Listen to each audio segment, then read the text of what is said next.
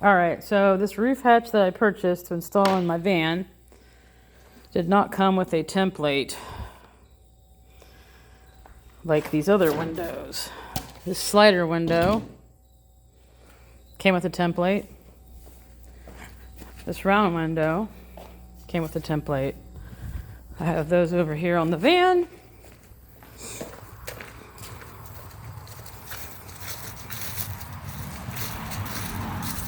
There's the rectangular one for the slider. I need to move in the shade.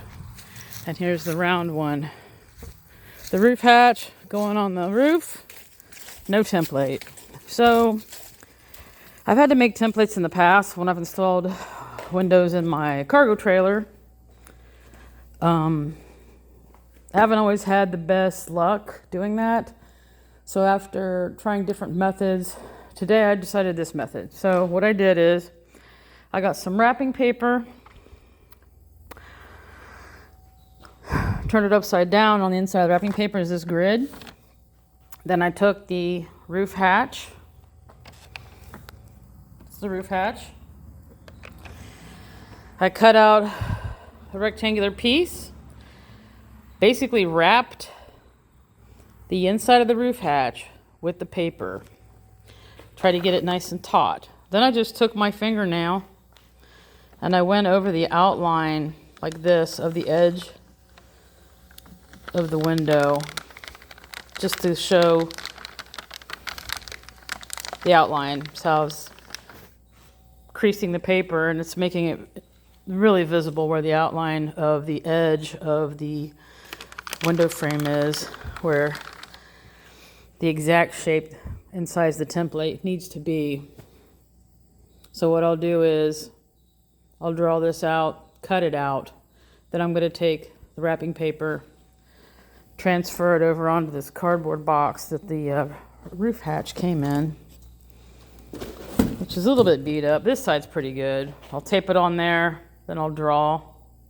Then I will go ahead and cut out the shape.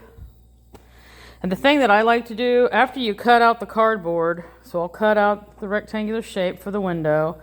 Now I got my template. I'll set that to the side.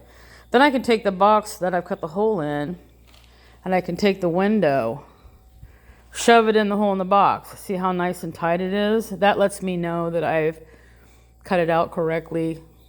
I don't have too much play. It's nice and snug.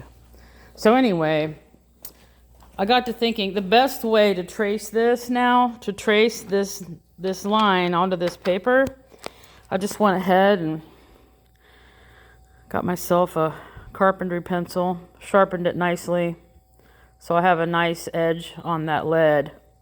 And then I'm just going around like this. Let's see if I can show this in the light. Just going around the edge like this. Hang on. On the edge of the metal. And that's putting a really fine line on the paper. See that?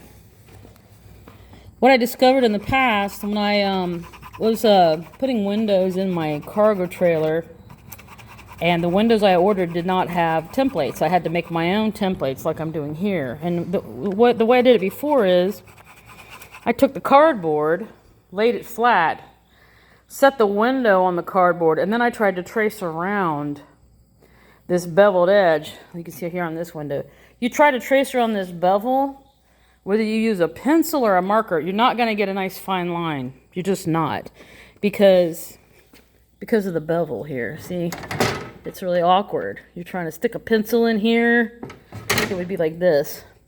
You're trying to stick a pencil down here and trace. It just doesn't come out very well. So I don't know how anyone else does it, but I got to thinking this seems like a pretty good way to do it.